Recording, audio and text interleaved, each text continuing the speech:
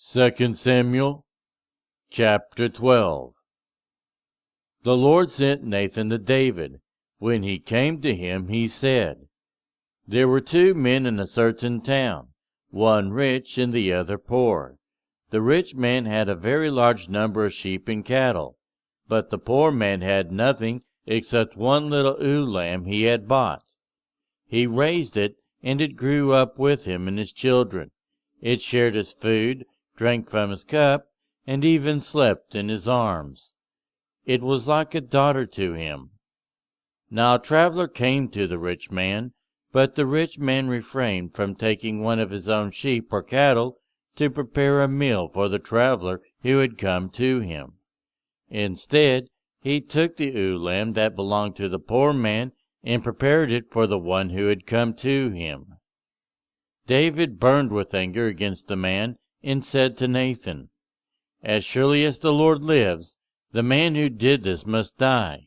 He must pay for that lamb 4 times over, because he did such a thing and had no pity.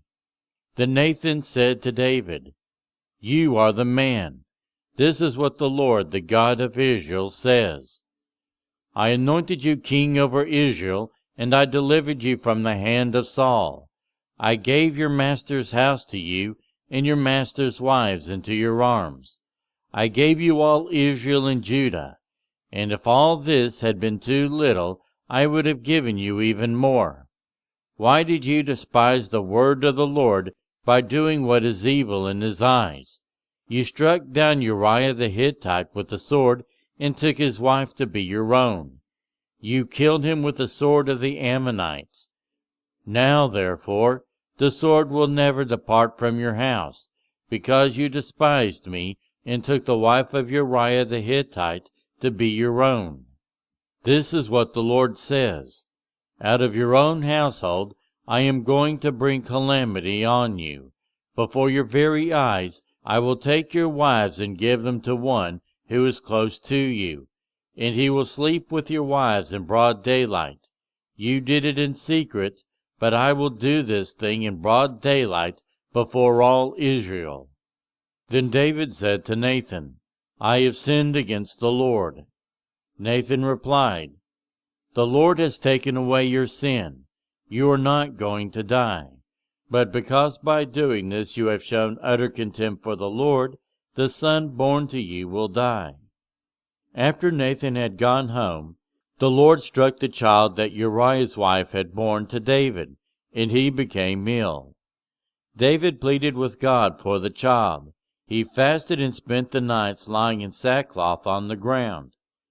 The elders of his household stood beside him to get him up from the ground, but he refused, and he would not eat any food with them. On the 7th day the child died.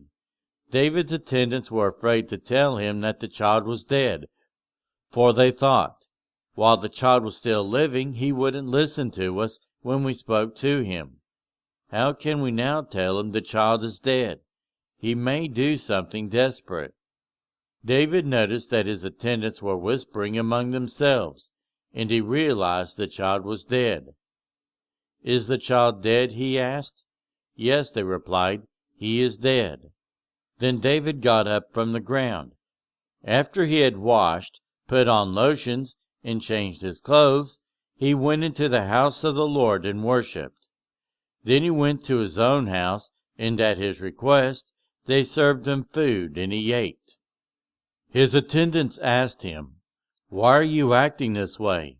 While the child was alive, you fasted and wept. But now that the child is dead, you get up and eat. He answered, While the child was still alive, I fasted and wept. I thought, Who knows? The Lord may be gracious to me and let the child live.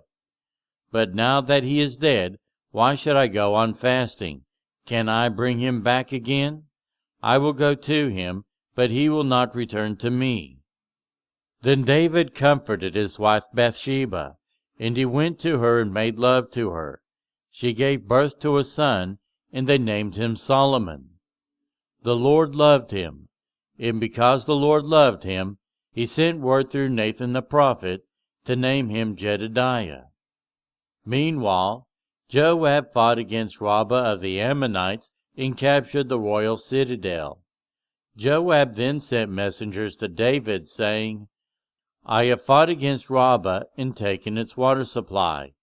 Now muster the rest of the troops and besiege the city and capture it. Otherwise I will take the city, and it will be named after me. So David mustered the entire army and went to Rabbah, and attacked and captured it. David took the crown from the king's head, and it was placed on his own head. It weighed a talent of gold, and it was set with precious stones. David took a great quantity of plunder from the city, and brought out the people who were there, consigning them to labor with saws and with iron picks and axes, and he made them work at brick-making. David did this to all the Ammonite towns. Then he and his entire army returned to Jerusalem.